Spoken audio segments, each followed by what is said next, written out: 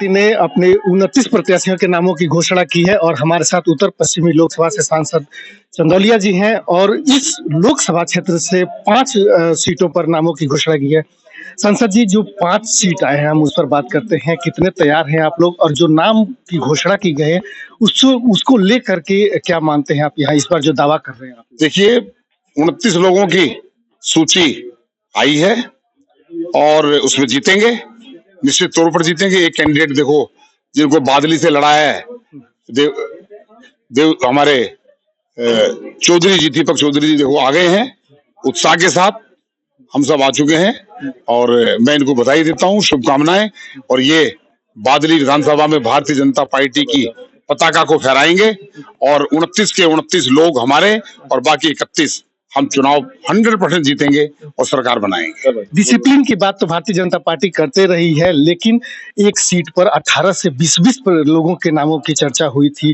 तो क्या वो सारे लोग भारतीय जनता पार्टी के लिए उसी शिद्दत से काम करेंगे जिस तरीके से? भारतीय जनता पार्टी कैडर वाली पार्टी है और कैडर वाली पार्टी का कार्यकर्ता थोड़ा बहुत इधर उधर हो सकता है, लेकिन अल्टीमेटली आज से ही 29 सीटों पर हमारे सारे प्रत्याशी लग जाएंगे और दिल्ली के अंदर भारतीय जनता पार्टी की सरकार बनेगी। एक दिन बाद कल ही आज नामों की लिस्ट आई है और कल ही प्रधानमंत्री नरेंद्र मोदी की रैली है इसी जिले में।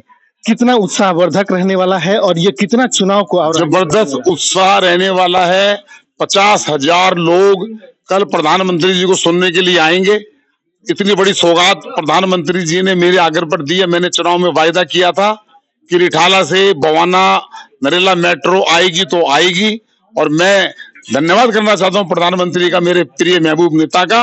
उन्होंने इस क्षेत्र के लोगों की बात को ध्यान से सुना और मेट्रो का कल शिलान्यास करेंगे और 4 साल के अंदर जब मैं एमपी रहूंगा तब प्रधानमंत्री जी रिठाला से बैठकर और नरेला और नाथूपुर तक जाएंगे। एक बहुत बड़ी सौगात। उसके अलावा शाबा डेयरी के अंदर आयुर्वेदिक रिसर्च सेंटर की भी कल शिलान्यास है।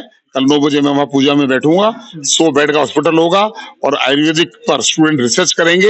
ये मेरे क्षेत्र की दूसरी उपलब्धि है। क्षेत्र के 10 सीटों में से कितने सीटों पर दावा?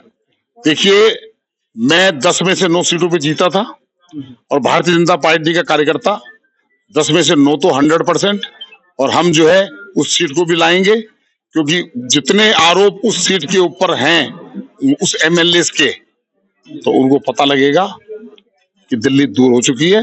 10 में से 10 सीट भारतीय जनता पार्टी मेरे लोकसभा क्षेत्र में जीतेगी। ठीक, तो ये थे योगेंद्र चंदौलिया जो 10 में से 10 के 10 सीट जीतने का दावा कर रहे हैं। जो पिछली बार 10 में से 9 सीटों पर जिन्होंने योगेंद्र चंदौलिया ने जीत दर्ज की थी और वही आधार है कि ये आगे जो है वो सारी सीटों पर जीतने का दावा कर रहे हैं।